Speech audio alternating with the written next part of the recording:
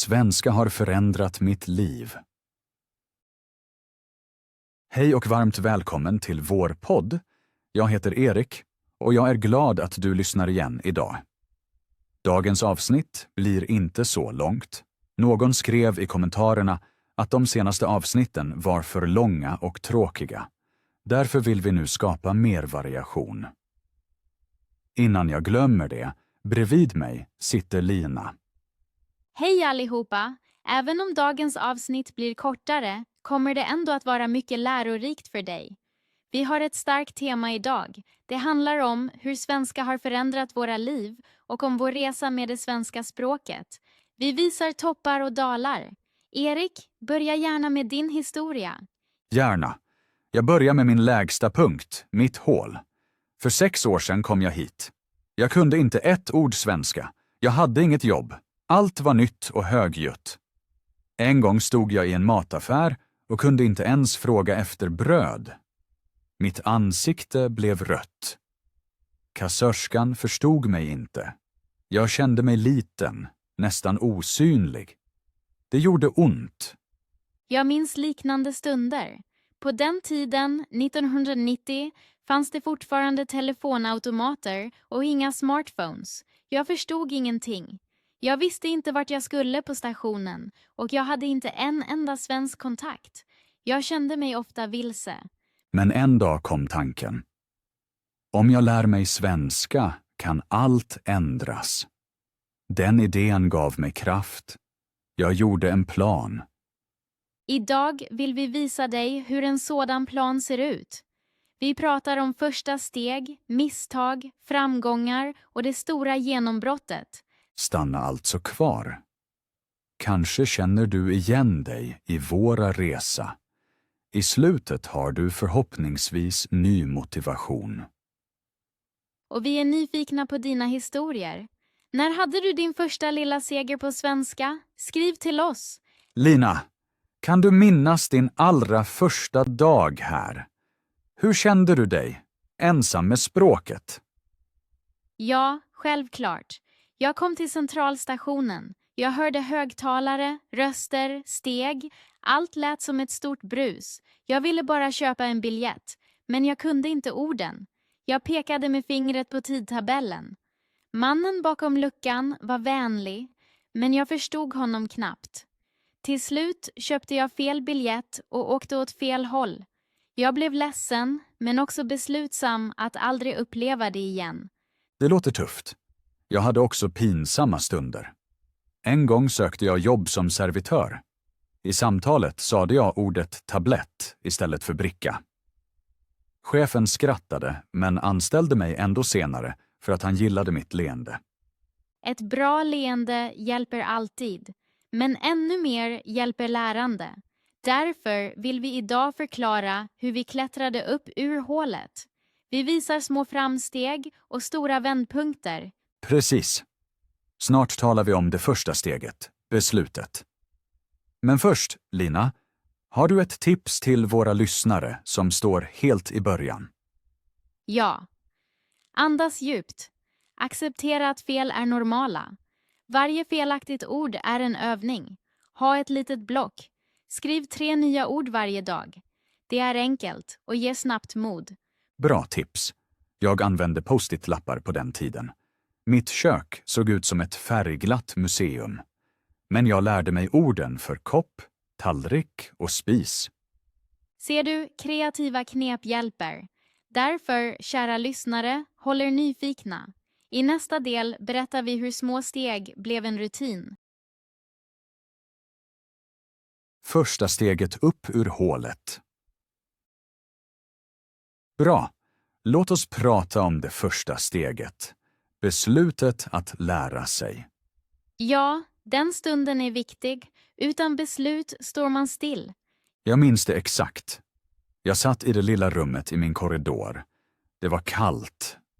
Jag hörde rumskamraterna skratta men jag förstod inte ett ord. Då tänkte jag, så här vill jag inte ha det. Jag tog min mobil, sökte en språkkurs och anmälde mig direkt. Det var min start. Starkt. För mig var det ett brev från kommunen. Jag skulle fylla i blanketter. Allt stod på svenska. Jag kände bara igen ja och nej. Jag fick panik. Då sa en vän: följ med till kvällskursen. Vi lär oss tillsammans. Den hjälpen gav mig mod. Mod är nyckeln. Men de första dagarna på kursen var tunga. Läraren talade långsamt. Ändå förstod jag lite. Artiklar som en och ett gjorde mig galen. Jag undrade, varför finns det 2 ord för en? Oh ja, artiklarna! Jag satte färger på varje ord. Blått för en, rött för ett. Mitt rum såg ut som en regnbåge, men det hjälpte. Bra idé. Jag skrev varje substantiv med artikel 3 gånger. En stol, ett hus, en bok. Efter 100 ord snurrade allt i mitt huvud. Men jag märkte också framsteg. En kväll på kursen förstod jag ett litet skämt. Jag skrattade på rätt tid. Det kändes som en seger. Precis sådana små segrar för en framåt. Min första framgång var på ett café. Jag beställde en kaffe på svenska. Servitrisen svarade och jag förstod henne. Hon log och sa att min accent var söt. Jag gick ut och tänkte, idag har jag vuxit. Lyssnare, minns er första seger. Kanske var det bara ett hej i trapphuset. Den stunden räknas. Men före segern kommer ofta rädsla. Erik, var du rädd för att tala? Ja, enormt. Jag fruktade varje samtal. Jag övade först ensam framför spegeln. Sedan ringde jag telefonupplysningen och ställde enkla frågor bara för att säga svenska högt. Min röst skakade, men jag gjorde det. Jag skrev små dialoger på lappar. I tunnelbanan läste jag dem tyst. Sedan övade jag med min granne. Han rättade mig vänligt. Snart vågade jag längre meningar. På kursen fanns en regel. Varje dag måste alla tala fritt i 5 minuter. I början sade vi bara namn och intressen. Efter 2 veckor kunde vi prata om vår dag. Den rutinen minskade rädslan. Rutin är viktig. Jag gav mig fasta tider. Varje morgon 10 minuter glosor, på kvällen en låt på svenska. Små block är lättare än maratonläsning. Det håller jag med om. Jag kopplade ihop lärande med vardag. När jag lagade mat sade jag högt. Jag skär löken. Jag kokar pastan. Så blev språket en del av mitt liv. Våra lyssnare kan också göra det. Beskriv era handlingar högt. Det låter konstigt, men hjälper mycket. Ett annat tips. Skaffa allierade. På kursen hittade jag en studiekompis från Polen. Vi träffades i parken, drack kaffe och pratade bara svenska. Om vi bytte till engelska lade vi 1 krona i en sparburk. I slutet köpte vi kaka för pengarna. Det var roligt. Det är genialiskt. Böter och belöning samtidigt. Jag hade en tandempartner. Hon ville lära sig spanska. Vi sågs varje vecka. 1 timme svenska, sedan 1 timme spanska. Båda tjänade på det. Lina, minns du din första svenska bok? Ja, det var en barnbok om en liten drake. Korta meningar, många bilder. Jag läste varje sida 5 gånger. Till slut så kunde jag nästan berättelsen utantill. Det gav mig trygghet. För mig var det en serie. Lite text, många bilder. Så kunde jag se orden i sitt sammanhang. Viktigt är att hitta material som ger glädje. Lärande får vara roligt. Absolut. Annars orkar man inte. Jag lyssnade också på mycket svensk musik. Jag sökte texterna på nätet och sjöng med. Det lät hemskt, men var effektivt. Jag dansade till musiken i köket. Rörelse hjälper minnet, tror jag. Sammanfattning. Ta ett beslut, sätt små mål, bygg rutin, tillåt nöje. Låter enkelt, men det är arbete. Men varje minut investerad tid lönar sig. Språket öppnar dörrar, men först måste man hitta handtaget. Det första steget är just det handtaget.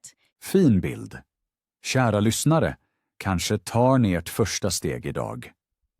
Börja litet, men börja. Vi är med er. Skriv till oss om er plan. Dela era knep. Tillsammans går det lättare.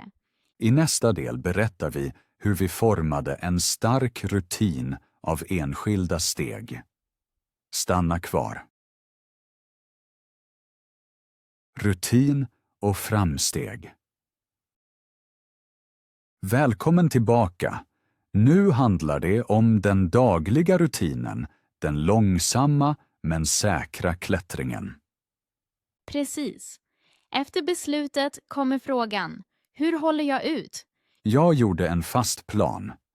Varje morgon läste jag 20 minuter och mitt på dagen lyssnade jag på en kort podd. På kvällen skrev jag 5 meningar om min dag. Konstant, inte extremt. Det är smart. Jag valde också små portioner. 5 nya ord, en minigrammatiköövning, en sång. De första veckorna märkte jag knappt framsteg. Men efter en månad hände något. Jag steg på spårvagnen, hörde 2 personer prata och förstod plötsligt ämnet. De talade om vädret. Enkelt, men för mig ett fyrverkeri. Den känslan känner jag. Man tänker, vänta, var det där riktiga svenska ord i mitt huvud? Ja, jag klev av spårvagnen och log som en sol. Lyssnare, kom ihåg. Framsteg är ofta tyst. Plötsligt står det där. En annan del av min rutin var språkdagboken. Varje kväll skrev jag vad som gick bra och vad som var svårt. Efter 3 månader bläddrade jag bakåt och såg att de första sidorna var fulla av fel. Nu kände jag igen dem själv och det gav ren motivation. Jag hade ett annat knep. Jag spelade in mig själv. 2 veckor senare lyssnade jag igen. Jag lät som en robot först, men rösten blev sedan mjukare och livligare. Bra metod. Man ser sin egen tillväxt. Man hör den, ännu bättre sagt. Snart kom nya vänner. På språkkursen gick vi efter lektionen till ett bageri. Där övade vi beställningar. Var och en köpte en fralla, alltid på svenska. Säljaren kände vårt projekt och hjälpte vänligt. Så blir lärandet socialt. Jag gick med i en kör. Jag älskar musik. Där behövde jag kunna texterna utantill. De andra hjälpte mig med uttal. Efter repen drack vi te och pratade. Det var riktig vardag, inget klassrum. Vänner är som gödsel för språk. Man vill uttrycka sig, alltså växer man. Vackert sagt. Jag märkte också att fel blev mindre viktiga. När min körvän skrattade var det inget hån. Det var ett gemensamt upptäckande. Fel är byggstenar. Utan dem finns inget hus. Erik, minns du ditt första riktiga svenska telefonsamtal? Ja. Jag behövde rapportera elmätarställningen. Ingen ögonkontakt, bara röst. Mina knän skakade. Men jag hade övat texten innan. Till slut sa kvinnan i luren: allt klart, tack. Jag lade på och hoppade runt i rummet. Jag ser bilden framför mig. För mig var det den första inbjudan till ett födelsedagskalas. Jag förstod datum, tid och adress. Jag tog till och med rätt tårta. Förr hade jag nog köpt salt istället för socker. Dessa små segrar bildar en trappa. Ju högre man stiger, desto bättre ser man landskapet. Och man märker, jag har tillbaka kontrollen över mitt liv. Jag kan fråga, jag kan förstå, jag kan välja. Precis. Min vardag blev lättare. Brevlådan skrämde mig inte längre. Jag gick till läkaren ensam. Jag kunde äntligen förstå skämt och skratta när alla andra skrattade. Det är ett viktigt ögonblick att förstå humor. Det visar att man rör vid kulturen. Vad hjälpte dig med det? Enkla humorprogram. Jag tittade med undertexter. Först läste jag, sedan lyssnade jag. Till sist behövde jag inte texten längre. Jag övade fraser. Inte bara ord, utan små paket som självklart, inga problem, är det sant? Med dem låter man direkt mer naturlig. Kära lyssnare, välj 3 fraser denna vecka och använd dem varje dag. Skriv dem på post-it och sätt dem på skärmen. Eller på kylskåpet. Mat motiverar alltid. Haha, sant. Snart talar vi om stunden då svenska inte längre var ett berg utan ett verktyg. Var nyfiken. Vi hörs i nästa avsnitt. Ni klarar det. Genombrottet. Då är vi tillbaka. Nu kommer stunden som ändrade allt. Mitt personliga genombrott. Åh, jag är nyfiken. Berätta. Okej. Efter ungefär ett år med svenskan sökte jag ett bättre jobb. Jag ville byta från restaurang till kontor. En tjänst som kundrådgivare blev ledig. Företaget krävde bra svenska kunskaper, samtal, mejl, allt på svenska. Jag tvekade först. Sedan tänkte jag, nu eller aldrig. Modigt. Hur förberedde du dig? Jag skrev ner möjliga frågor. Varför vill du jobba hos oss? Vilka är dina styrkor? Jag övade svaren högt, om och om igen. Min tandempartner spelade chef. Han ställde extra frågor, fick mig att svettas. Men det var precis vad jag behövde. Träning under stress, bra idé och sedan kom dagen. Ja. Jag gick hemifrån tidigt så att jag inte skulle komma sent. I receptionen sa jag tydligt mitt namn. Kvinnan låg. I väntrummet kände jag hjärtat slå. Dunk, dunk, dunk. Sedan hämtade chefen mig. Vi satte oss ner. Hon sa, berätta lite om dig själv. Och plötsligt flödade orden. Jag talade långsamt men säkert. Jag tog små pauser, sökte ord, hittade dem. Jag såg hur hon nickade. Efter 20 minuter kom sista frågan. Kan du börja på måndag? Jag trodde jag drömde. Wow, det är stort. Du fick jobbet. Precis. Jag gick ut, ringde mamma och grät lite. Inte av sorg, utan av lättnad. Svenskan var inget monster längre, den var mitt verktyg. Jag känner din glädje. Mitt genombrott kom på vårdcentralen. Tidigare tog jag alltid med någon eftersom jag inte kunde de medicinska orden. En dag fanns ingen ledig. Jag måste gå själv. I väntrummet kom samma hjärtklappning. Läkaren ropade in mig. Hon frågade om symptom, mediciner, allergier och jag svarade. Jag beskrev smärta, tid, styrka. Hon förstod allt. Till sist sa hon, din svenska är mycket bra. Jag gick hem och dansade i hallen. Det första samtalet utan hjälp, fantastiskt. Man känner äkta frihet. Ja, fri, självständig, vuxen. Jag kunde förklara min hälsa själv. Det ger värdighet. Kära lyssnare, kanske väntar ert genombrott ännu. Eller så har ni redan haft det. Skriv till oss om det. Varje berättelse inspirerar andra. Precis. Och tänk på, ett genombrott är ingen magi. Det växer ur många små steg. Plötsligt märker man att väggen har en dörr. Vackert sagt. Jag minns mitt första stora telefonsamtal på nya jobbet. En kund ringde, hade problem med sin faktura. Tidigare hade jag fått panik. Nu andades jag djupt, lyssnade, förklarade lösningen. Kunden tackade, jag lade på och kollegan klappade mig på axeln. Det känns bra. Jag hade ett liknande ögonblick i kören. Vi skulle sjunga ett solo på svenska. Tidigare hade jag tackat nej, men jag testade.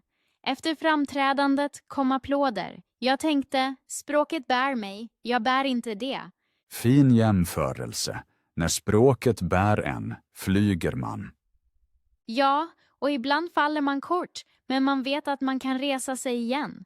Jag vill ge våra lyssnare ett tips. Fira era genombrott. Köp en glass, ta ett foto, skriv upp datumet. Då ser ni senare. Här vände mitt liv. Jag har en liten låda hemma. I den ligger biobiljetter, brev, kvitton, allt på svenska.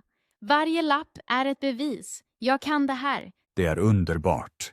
Mitt bevis var anställningsavtalet. Jag har ramat in det. Erik, tror du att det bara kommer ett stort genombrott, eller flera? Flera. Språket är som bergsklättring. Man når en topp och ser nästa. Men den första höga punkten visar. Vägen är värd mödan. Det tycker jag också. Mitt läkarbesök var en topp. Sedan kom solot, sedan det första skämtet jag själv drog. Varje topp ger ny utsikt och nytt självförtroende. Precis.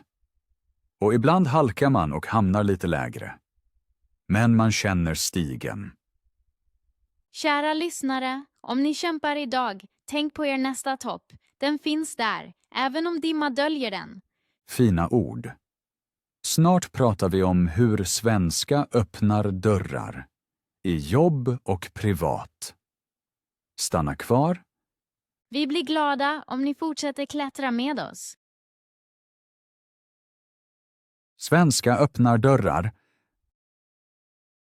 Välkommen tillbaka. Nu ska vi prata om hur svenska öppnar nya dörrar. Ja, språk ger chanser. I jobbet, i kulturen, privat. Låt oss dela exempel. Efter att jag började mitt nya jobb förändrades mycket. Jag tjänade bättre. Jag kunde leta efter en egen lägenhet.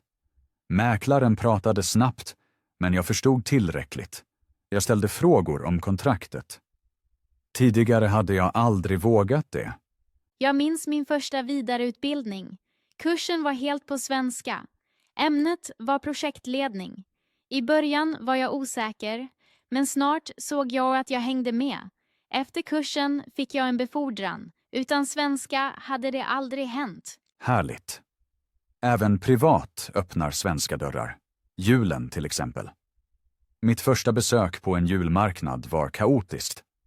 Senare, med bättre svenska, förstod jag historierna bakom bodarna. Jag sjöng till och med Stilla natt utan fusklapp. Jag älskar kräftskiva. Först trodde jag att det bara var hattar och sång. Med språket förstod jag skämten mellan borden.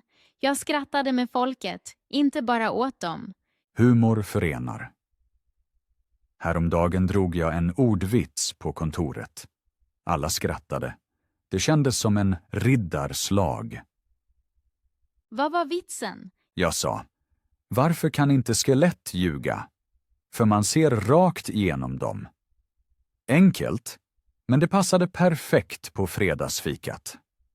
Haha, trevligt. Humor visar äkta integration. När kollegorna skrattar är man hemma.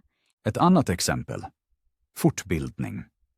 Med svenska kunde jag läsa onlinekurser vid Svenska universitet. Där lärde jag mig marknadsföring.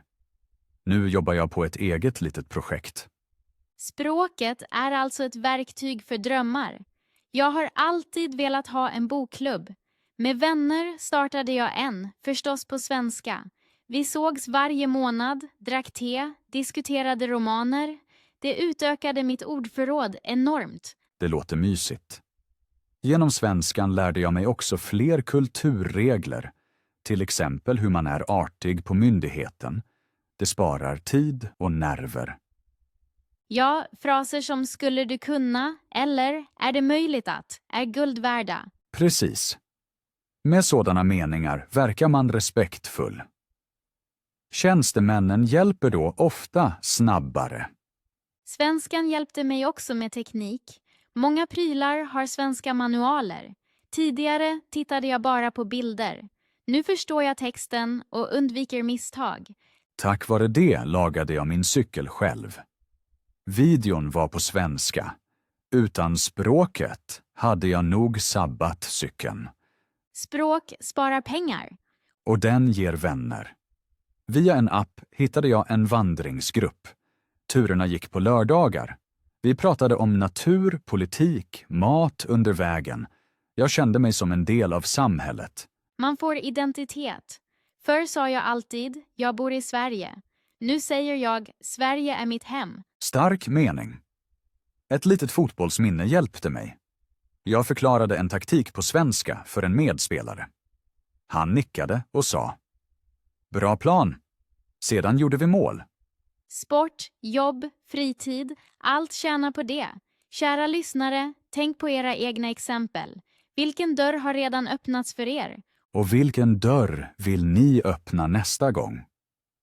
Kanske en jobbansökan, en vänskap, ett fritidsintresse. Skriv era mål till oss. Ett offentligt mål motiverar mer. Rätt. Och glöm inte att fira varje framsteg. En kaffe, en promenad, en låt sjungen högt. Svenskan gav mig också stolthet. När min familj utomlands ringer översätter jag filmer åt dem. De häpnar över hur flytande jag talar. Min mormor frågar mig om svenska kakrecept. Jag förklarar dem nu utan lexikon. Det är sött i dubbel bemärkelse. Haha. Ja. Språk smakar gott. Kort sagt, svenska gör överlevnad till liv. Den ger chanser, vänner, trygghet, glädje. Det sammanfattar det bra.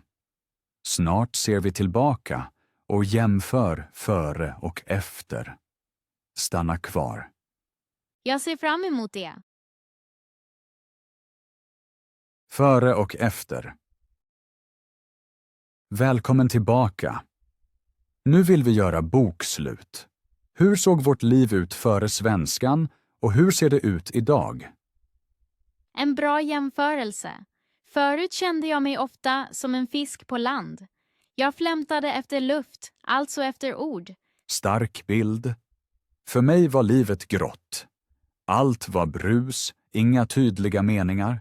Att handla var kamp, brev var fiender. Precis. Brevlådan gjorde mig rädd. Jag la ofta posten oöppnad. Idag öppnar jag den nyfiket. Kanske ligger en inbjudan där. Förr gömde jag mig. På möten sa jag inget. Nu leder jag vissa möten själv och kollegorna lyssnar. Före. Jag drog mig undan eftersom missförstånd var pinsamma. Efter. Jag söker samtal eftersom de är roliga. Tidigare tog varje myndighetsbesök all min energi. Jag stod tyst vid disken. Nu talar jag lugnt med handläggare och ber om lösningar, inte om nåd. Fin mening. Tidigare var jag kaotisk hos läkaren. Nu tar jag recept och förstår doser. Min hälsa är min. Före, främling, efter, hemma helt enkelt. Jag ser 2 bilder. Först en person i mörker, bara konturer.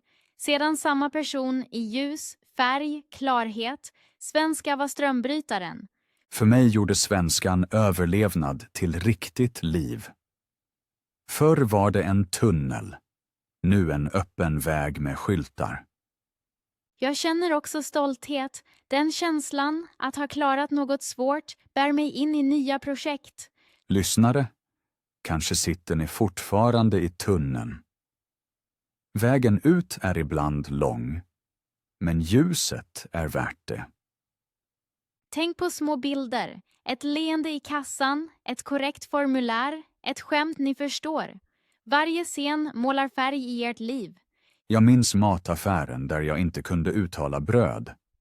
Idag diskuterar jag ingredienser där. Samma plats, nytt jag. Eller stationen. Förr förlorade jag mig i oljudet. Nu frågar jag andra om de behöver hjälp. Plötsligt är jag rådgivare. Det visar växt. När man kan ge har man tillräckligt. Svenskan gav oss värdighet och röst. Vi är inte längre åskådare utan medspelare. Och medskapare. Jag lägger fram idéer på kontoret. Några blir genomförda och det fyller mig med glädje.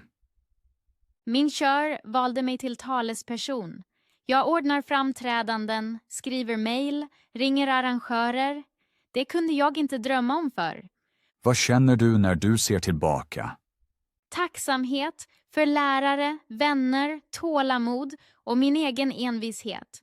Jag också, och förundran över hur språk öppnar dörrar, fönster, hela väggar. Kära lyssnare, gör idag en före-efterbild. Skriv 3 meningar om livet före svenskan och 3 meningar om livet nu. Ni blir överraskade. Om ni just börjat, föreställ er ert efter. Måla det färgstarkt och detaljerat. Bilden drar er framåt. Och kom ihåg, varje dag räknas.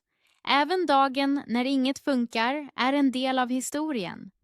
Till slut i detta kapitel en kort rad som säger allt. Svenska har gjort mitt liv ljust. För mig, Svenska förvandlade mig från åskådare till huvudperson. Starka ord. Snart når vi slutet och sammanfattar allt. Stanna kvar. Vi ser fram emot avslutningen med er. Gemensam nämnare och sammanfattning. Erik, jag märker att vi alltid landar i en sak. Svenska ger kraft. Sant. Oavsett jobb, vård eller vänner, språket bär oss. Och varje framsteg börjar med ett litet steg, eller hur? Precis. Ett ord, en mening, ett samtal. Av det föds ett nytt liv. Jag tror att våra lyssnare nu känner att vägen är möjlig. Ja. Vi två är beviset. Från noll till vardagsleende. Vilken nyckel var viktigast för dig? Rutin, humor eller mod? Svårt att välja. Men utan mod startar inget. Rutin håller sedan motorn igång. Det tycker jag också. Humor gör vägen lättare. Alltså mod, rutin, humor. Vår treklang. Ett bra ord, treklang. Kanske skriver våra lyssnare upp det. Bra idé. Kort recept för framgång. Mod visar riktning. Rutin ger steg. Humor ger luft. Det låter som musik i mina öron. Och musik passar till din kör. Haha, sant. Erik, det känns komplett. Ska vi börja avrunda? Ja, gärna. Ditt sista uttal var en fin båge. Ska jag sammanfatta kort? Gör det gärna. Våra lyssnare älskar tydliga punkter.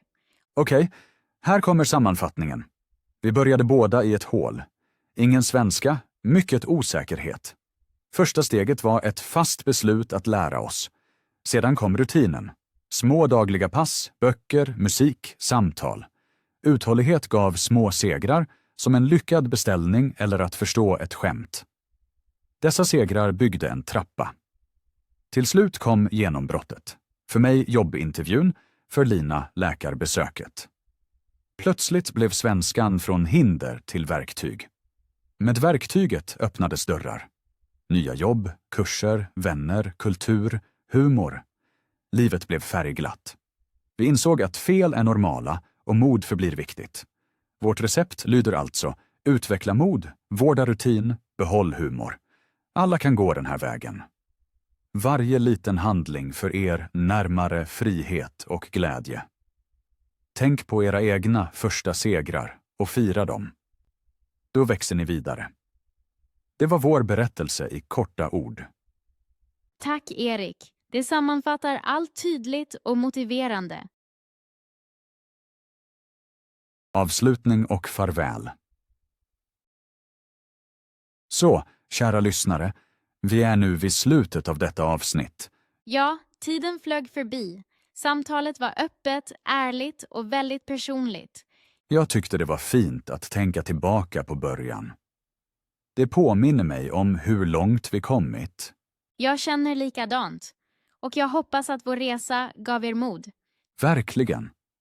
Tack för att ni gav oss era öron och er tid. Vi vet att tid är dyrbar. Därför är vi extra glada att ni stannat kvar till slutet. Kanske fick ni ett litet aha-ögonblick idag. Behåll det varmt i hjärtat. Skriv gärna ner det. En rad på papper kan göra underverk. Sant. Och vill ni, skriv till oss om det. Vi läser varje meddelande och gläds åt varje röst. Att lära tillsammans är helt enkelt roligare. Era erfarenheter berikar även oss. Lina, tack för det fina samtalet. Dina berättelser inspirerar mig varje gång. Tack själv, Erik. Din energi smittar och motiverar mig att fortsätta växa. Då återstår bara att säga: ta hand om er, var nyfikna och tappa aldrig humorn. Precis. Små steg leder långt. Tro på er själva och ge er tid. Vi blir glada om ni lyssnar på nästa avsnitt också. Till dess önskar vi er många små segrar i vardagen. Ha det gott och vi hörs snart. Hej då allihopa och ha en underbar dag!